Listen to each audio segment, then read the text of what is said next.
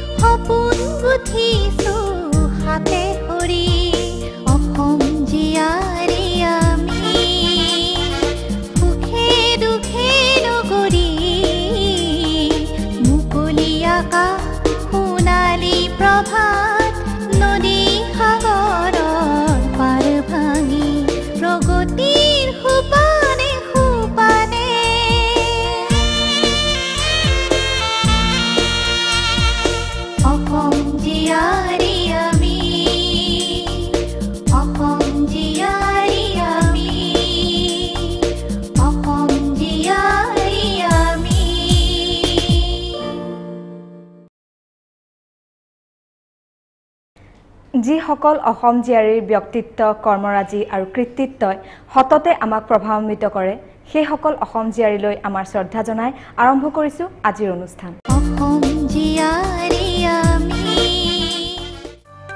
গুৱাহাটীৰ ওচৰৰ আজাৰাৰ এক সংস্কৃতিবান পৰিয়ালৰ দুগৰাকী দুহিতা কান্তা কাবেৰী দাস আৰু ধৃতি নয়না দাস পিতৃকুমাৰ অনুকূল দাস আৰু মাতৃ বিনীতা দেৱী বৰুৱা দাস ঘৰুৱা সাংস্কৃতিক পৰিৱেশে যেন দুয়ো ভগ্নীকে গঢ় দিছিল একেধৰণে শিশু কালতে কান্তা কাবেৰীয়ে সংগীতেৰে মোহিত কৰিছিল বহু লোকক আনহাতে ধৃতি নয়নাৰ নৃত্যৰ ছন্দে ছন্দে যেন উজ্বলি উঠিছিল প্ৰতিভাসম্পন্ন এগৰাকী শিল্পী হোৱাৰ প্ৰতিশ্ৰুতিৰ স্বাক্ষৰ 4 বছৰৰ বয়সত মোৰ আৰম্ভ হৈছে মোৰ জাৰ্নি মই ক্লাছ 2 আছিলোঁ তেতিয়া পশ্চিম গুৱাহাটী তাতে মই আগতে ফাৰ্ষ্ট ডান্স কৰিছিলোঁ মই কৰিছিলোঁ মানে থলুৱা গীতবিলাকৰ ওপৰত তাৰপিছত লাহে লাহে গীত গাব আৰম্ভ কৰিলোঁ স্কুলতো গাইছিলোঁ মই তাৰপিছত 5 ইয়াৰ্ছ বয়সত মীৰা দাস নামৰ মানুহ এগৰাকী মানে আজাৰাত মানে মিউজিক স্কুল এখন খুলিছিল আজাৰাবাসীবিলাকে তো মীৰা দাস বেংগলী মানুহ এগৰাকী তেওঁ শাস্ত্ৰীয় সংগীত শিকাইছিল তাত মই শিকিলোঁ 2-3 বছৰ তাৰপিছত মই নাৰায়ণ সংগীত গ'লোঁ নাৰায়ণ সংগীতত মই তাত মোক বহুতৰ ওচৰত মই শিক্ষা গ্ৰহণ কৰিলোঁ মিউজিকত মালিগাঁও কেন্দ্ৰীয় বিদ্যালয়ত শিক্ষা জীৱনৰ পাতনি মেলা কান্তা কাবেৰীয়ে বিদ্যালয়ৰ বাৰ্ষিক সংগীত প্ৰতিযোগিতাত প্ৰথম স্থান অধিকাৰ কৰিবলৈ সমৰ্থ হৈছিল 1989 চনত কান্তা কাবেৰীয়ে সদৌ অসম শিশু চেমনীয়া জ্যোতি সাহিত্য সাংস্কৃতিক সন্থাৰ দ্বাৰা আয়োজিত আধুনিক গীতৰ প্ৰতিযোগিতাত প্ৰথম স্থান অধিকাৰ কৰি বিচাৰক স্বৰ্গীয় ফণী তালুকদাৰৰ চকুত ধৰা পৰিছিল আৰু সেই গীতটি গুৱাহাটীৰ অনাতাঁৰ কেন্দ্ৰযোগে বাণীবদ্ধ কৰি সম্প্ৰচাৰ কৰা হৈছিল তাৰ পিছৰ পৰা কান্তা কাবেৰী থমকি ৰ'ব লগা হোৱা নাই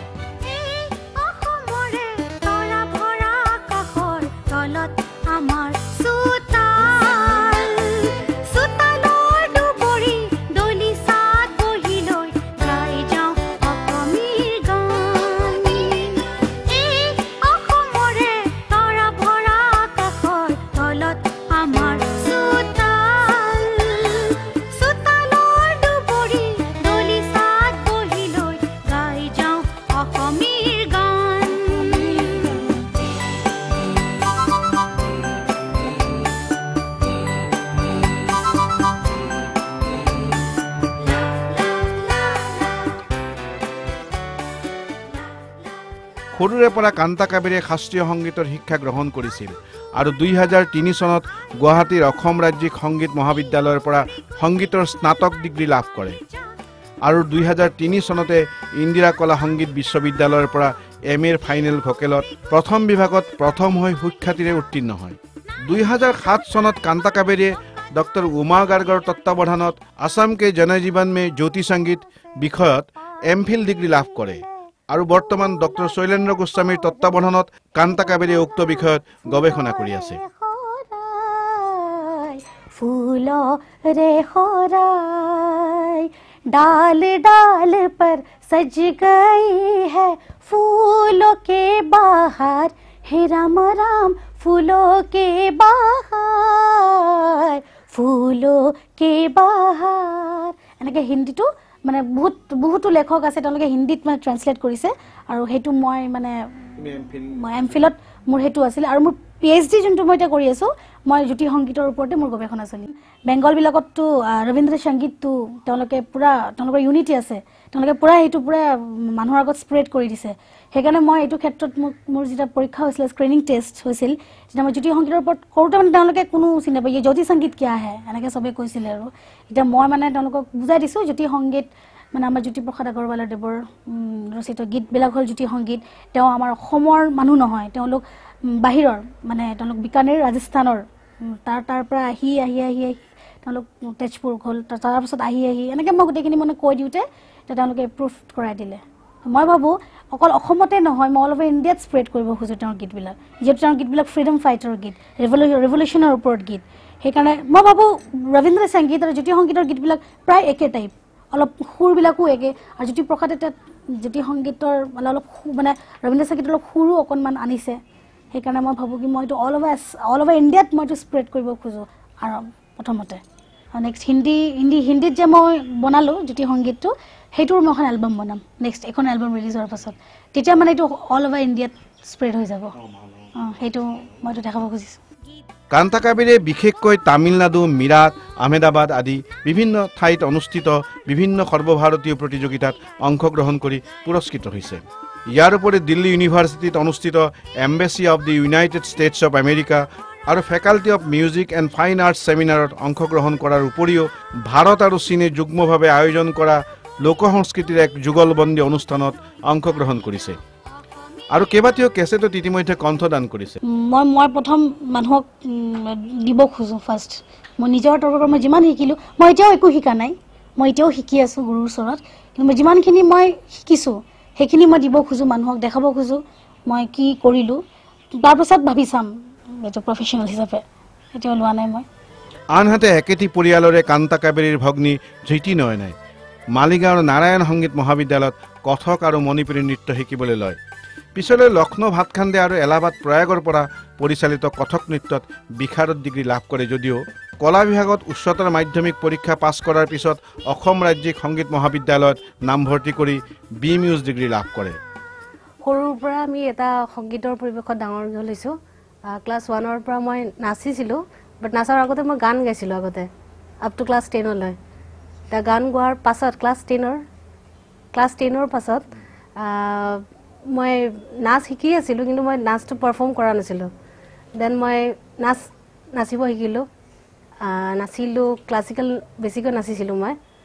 তাৰপিছত কম্পিটিশ্যনবিলাকত গৈছিলোঁ দেউতাৰ BSNL কম্পিটিশ্যন আছিলে জয়পুৰত গৈছিলোঁ দেন আহমেদাবাদ আৰু তাত পুৰস্কাৰ মানে পাইছিলোঁ গতিকে মোৰ ভাল লাগিছিলে তাৰ পৰা আৰু বেছিকৈ এনকাৰেজ পালোঁ তাৰপিছত মই পাৰফৰ্ম কৰিলোঁ ষ্টেজ এইবিলাক ৰায়পুৰ মিৰাট ছত্তীশগড় দেন দিল্লী তাৰপিছত অসমৰ তেজপুৰ শিলচৰ বিভিন্ন ঠাইত অসমৰ ইভেন মই দিল্লীত গ'লোঁ দিল্লীত যোৱাৰ পিছত মই চাকৰিৰ কাৰণে গ'লোঁ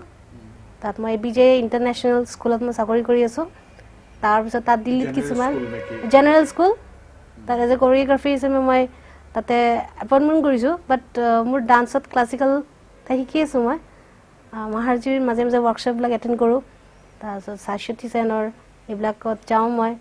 ছত্তীশগড় ইন্দিৰা কলা সংগীত বিশ্ববিদ্যালয়ৰ পৰা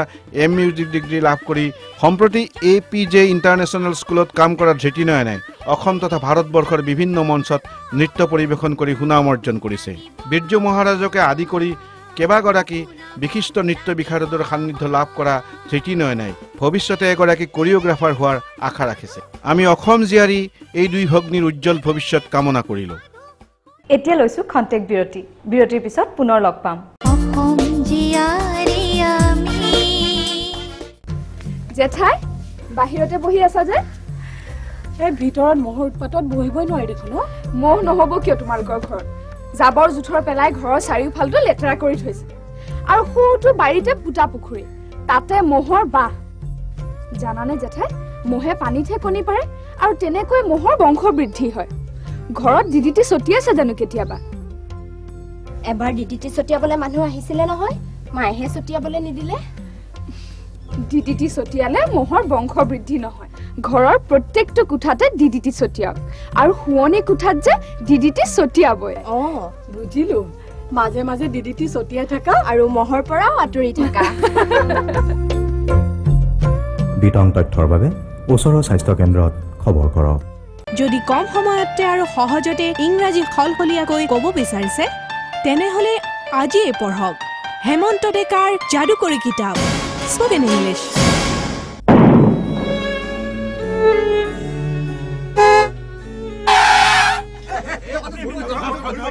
বোমা বিস্ফোরণ দুর্ঘটনা প্রসব বেদনা আরক্ষী সংক্রান্তীয় দুর্ঘটনা জুয়ে পুরা নতুবা স্বাস্থ্য সম্পর্কীয় কিবা যদি সমস্যাত ভুগিছে তেনেহলে অনতিপলমে ডাইল কৰক 108 আপোনালোকৰ ওচৰত অনতিপলমে উপস্থিত হবহি এই মৃত্যুঞ্জয় নামৰ এম্বুলেন্সখন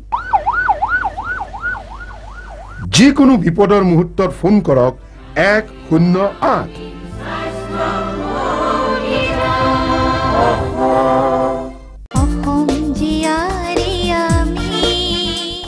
এতিয়া আগবাঢ়িছো আমাৰ পৰৱৰ্তী শিতানলৈ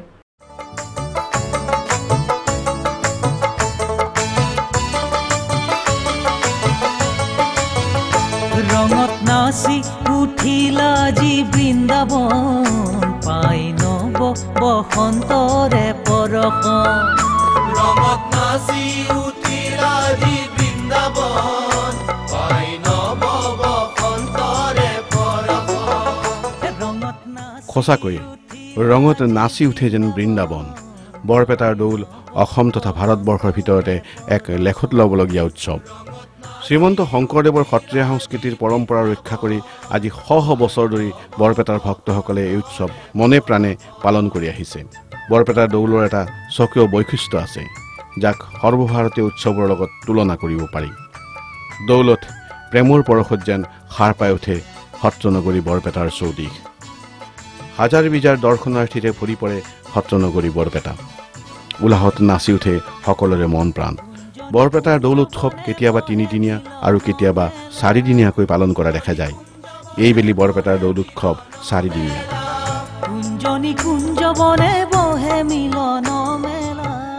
দৌলৰ প্ৰথম দিনাক গন্ধোৎসৱ বোলা হয় আবেলিৰ পৰাই ভক্তপ্ৰাণ ৰাইজে হাতত নল খাগৰি লৈ সত্ৰলৈ থাপলি মেলে আৰু গন্ধৰ দিনা নিয়ম অনুসৰি মহাপ্ৰভুক মণিকূটৰ পৰা গায়ন বায়ন সহিতে উলিয়াই আনি অধিবাস আদি সম্পাদন কৰা হয় লগে লগে বৰপেটাৰ থলুৱা শিল্পৰ অন্যতম নিদৰ্শন আতচবাজি প্ৰদৰ্শনেৰে মুখৰিত হয় বৰপেটাৰ আকাশ বতাহ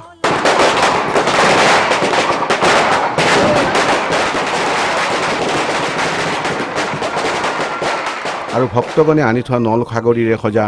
মেজি দপদপকৈ জ্বলি উঠা দেখা যায় এই মেজিৰ চাৰিওকাষে মহাপ্ৰভুক হাত পাক প্ৰদক্ষিণ কৰি যুগমোহন ঘৰত ৰাখি পিছত দৌলত তোলে লোকে লোকাৰণ্য হৈ পৰা সত্ৰ চৌহদত প্ৰদৰ্শিত আতচবাজি আৰু বন্ধোৎসৱৰ মাদকতা উপভোগ কৰি ভক্তগণ আনন্দত মতলীয়া হৈ পৰে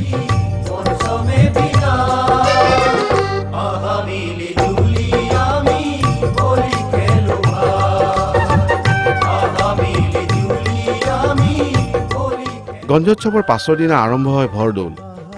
ভৰদৌলত ভক্তগণে দৌলত থকা মহাপ্ৰভুক ফাগুগুৰি যাচি ভক্তিভাৱেৰে সেৱা আগবঢ়ায় দৌলৰ আটাইকেইদিন দূৰ দূৰণিৰ পৰা অহা যাত্ৰীসকলে সত্ৰৰ পৰা গ্ৰহণ কৰা সিধাৰে সত্ৰ চৌহদত খোৱা বোৱাৰ ব্যৱস্থা কৰা দেখা যায় বৰপেটাৰ দৌল উৎসৱৰ আনন্দ উৎসাহৰ আচল ৰূপটো দেখা যায় দৌল উৎসৱৰ শেষৰ দিনা যাক থলুৱাভাৱে খুৱেৰী বা ফাকুৱা বোলে ইয়াত দেখা নাযায় বোকা পানীৰ খেল আনন্দত মতলীয়া ৰাইজে ইজনে সিজনৰ গালে মুখে ৰং সানি হৃদয়ৰ মৰম যাচে বয়োবৃদ্ধক সেৱা জনাই কপালত ফাকুৰে তিলক আঁকি দিয়ে জনামতে আগতে এই উৎসৱ পুৰুষ প্ৰধান আছিল যদিও সম্প্ৰতি মহিলাসকলেও গালে মুখে ৰং সানি আনন্দ উৎসাহত অংশগ্ৰহণ কৰা দেখা যায় আনকি হোলী গীত আদিতো মহিলাসকলে দলবদ্ধভাৱে অংশ লোৱা দেখা যায় আবেলি কৃষ্ণ গোসাঁই গায়ন বায়নেৰে খুনুচা গৃহ অৰ্থাৎ কলবাৰী কুচিলৈ শোভাযাত্ৰা কৰি উলিয়াই নিয়া হয়। এইখিনি সময়তে সত্ৰ চৌহদত ভিৰ দি বাট নোপোৱা অৱস্থা হয়। পিছত কলবাৰী সত্ৰৰ পৰা উভতি আহোঁতে লক্ষীৰ পক্ষৰ ভক্তগণে সত্ৰ প্ৰৱেশত কলীয়া গোসাঁইক বাধা প্ৰদান কৰে। দৌলত চন্দ্ৰতা পাৰি দিয়া ভলুকা বাঁহ চাৰিডালেৰে কলীয়া গোসাঁই প্ৰভুৰ বাটত হেঙাৰ বন্ধা হয়। পিছত কৃষ্ণপক্ষৰ ভক্তই এই বাঁহ ভাঙি গোসাঁইক সত্ৰত প্ৰৱেশ কৰোৱায়। বৰপেটা সত্ৰৰ দৌল উৎসৱৰ বাঁহ ভঙা কাৰ্য চাই সঁচাকৈ অভিভূত হয় সকলো ৰাইজ। আধুনিক দৃষ্টিত নাটকীয় লক্ষণেৰে ভৰপূৰ এই বাঁহ ভঙা অনুষ্ঠানটোৱেই অসমৰ প্ৰথম বাটৰ নাট বুলি বহুতে ক'ব খোজে। বৰপেটাৰ দৌল উৎসৱৰ আনন্দ উৎসাহৰ যেন অন্ত নাই।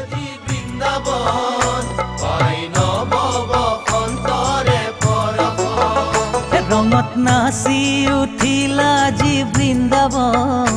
পাই নব বসন্তৰে পৰখন। ৰঙত নাচি উঠিলা যি বৃন্দাবন পাই নব বসন্তৰে পৰখন।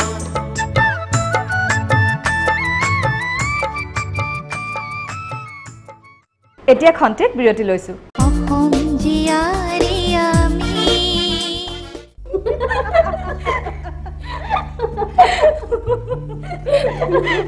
বাহৰ মানি আপোনাৰ ভাগ্য কিন্তু তেখেতৰ লগত আউটিঙত গৈয়ে থাকে। আপুনি কিন্তু লাইফটো ভাল এনজয় কৰিছে দেই। ঠগে কি যে কথাবোৰ কয়। ল'ৰা ছোৱালীকেইটাক কাৰ ওচৰত থৈ গৈছিলে আপুনি? ককা আইতাকৰ লগত থৈ গৈছিলো আকৌ। বাইদেউ এটা কথা সুধো, বেয়া পাব নেকি? কিনো? আমিতো দুখীয়া মানুহ, মানুহজনে কাষলৈ মাতিলে মইতো যাবই লাগিব, কিন্তু মোৰ বৰ ভয় লাগে যদি মই আকৌ মা হৈ যাওঁ। কিয়? তই কপাৰ্টিৰ বিষয়ে শুনা নাই? কপাৰ্টি হৈছে কেৱল মহিলাসকলৰ বাবে এক নতুন গৰ্ভনিৰোধক ব্যৱস্থা। এবাৰ ইয়াক ব্যৱহাৰ কৰিলে 10 বছৰলৈকে মাঘৰ ভয় নাই। কিন্তু তাই পিল খাবও পাৰিব নহয়? পাৰে, কিন্তু তাই আকৌ বৰ কথা পাহৰে। সেয়েহে এবাৰ কপাৰ্টি ব্যৱহাৰ কৰাৰ পিছত 10 বছৰলৈ চিন্তাই নাথাকে আৰু।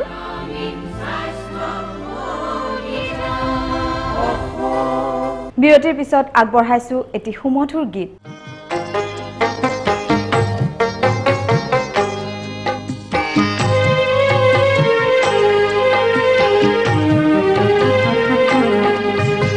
কুঞ্জ কানন চানি বাজিলে মুৰুলি উন্মনা গোপবালা ৰঙে খেলে হোলী। কুঞ্জ কানন চানি বাজিলে মুৰুলি উন্মনা গোপবালা ৰঙে খেলে হোলী। কুঞ্জ কানন চানি বাজিলে মুৰুলি উন্মনা গোপবালা ৰঙে খেলে হোলী। কুঞ্জ কানন চানি বাজিলে মুৰুলি উন্মনা গোপবালা ৰঙে খেলে হোলী।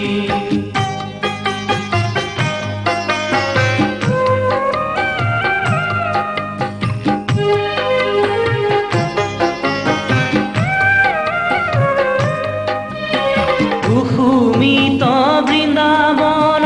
উষাতন তনু মন। কুসুমিত বৃন্দাবন উষাতন তনু মন। কুসুমিত বৃন্দাবন উষাতন তনু মন। কুসুমিত বৃন্দাবন উষাতন তনু মন। উলাহ ভৰে খহি পৰে মণিময় ভৰণ। উলাহ ভৰে খহি পৰে মণিময় ভৰণ। উলাহ ভৰে খহি পৰে মণিময় ভৰণ। উলাহ ভৰে খহি পৰে মণিময় ভৰণ। কুঞ্জ কানন চানি বাজিলে উন্মনা গোপবালা ৰঙে খেলে হোলী।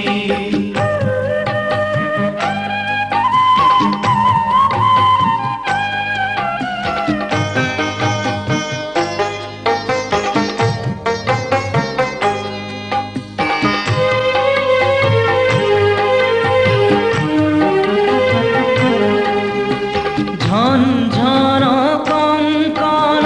বাজে ঘরে অনুক্ষণ ঝনঝন কঙ্কন বাজে ঘরে অনুক্ষণ উৎসব মগন মন প্রাণে প্রাণে শিহরণ উৎসব মগন মন প্রাণে প্রাণে শিহরণ উৎসব মগন মন প্রাণে প্রাণে শিহরণ উৎসৱ মগন মন প্ৰাণে প্ৰাণে শিহৰণ কুঞ্জ কানন চানি বাজিৰে মুৰুলি উন্মনা উপবালা ৰঙে খেলে হোলী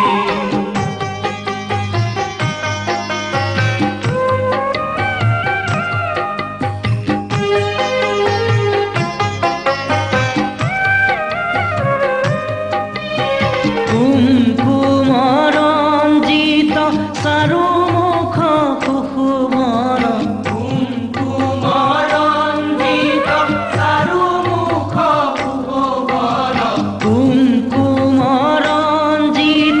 চাৰুমুখ কুসুমন কুমকুমৰঞ্জিত চাৰুমুখ কুসুমন অঞ্জন অঙ্কিত সংসার দুনয়ন অঞ্জন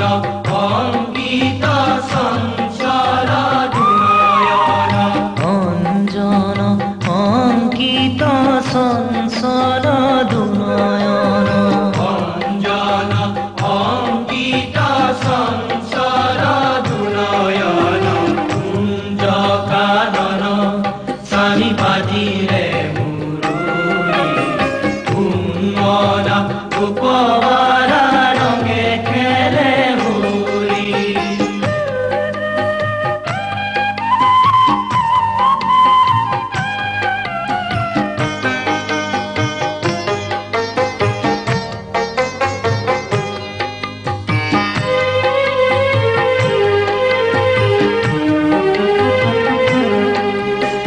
আকাশৰে পূৰ্ণ শশী ৰূপে মনোহৰ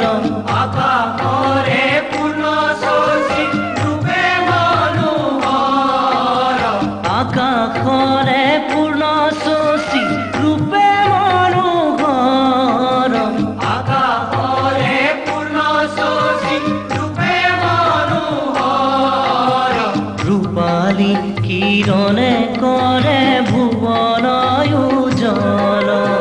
ৰূপালী কিৰণে কৰে ভুৱন উজ্জ্বল ৰূপালী কিৰণে কৰে ভুৱন উজ্জ্বল ৰূপালী কিৰণে কৰে ভুৱন উজ্জ্বল কুঞ্জ কানন চানি বাজিৰে উন্মনা উপবালা ৰঙে খেলে হোলী আজিলৈ সময় হৈ আহিল অনুষ্ঠান সামৰাৰ তাৰ আগতে আপোনালোকৰ দিহা পৰামৰ্শৰ বাবে আমাৰ ঠিকনাটো জনাই দিলো অসম জিয়াৰী ইষ্টাৰ্ণ টেলিভিছন মাৰ্ফত কাদম্বৰীজ Rajgarh road Guwahati 781007 phone 0361252748 email Samujjwal 019@gmail.com এতিয়া বিদায় লৈছো অহা সপ্তাহত পুনৰ লগ পোৱাৰ প্ৰতিশ্ৰুতিৰে নমস্কাৰ শুভৰাত্ৰি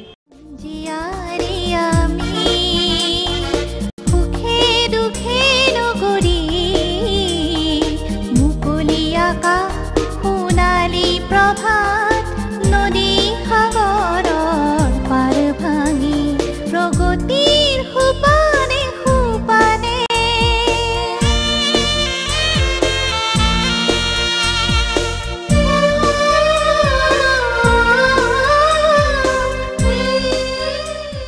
অসম জাৰি আগবাঢ়িলে NRHM হেমন্ত ডেকা স্পকেন ইংলিছ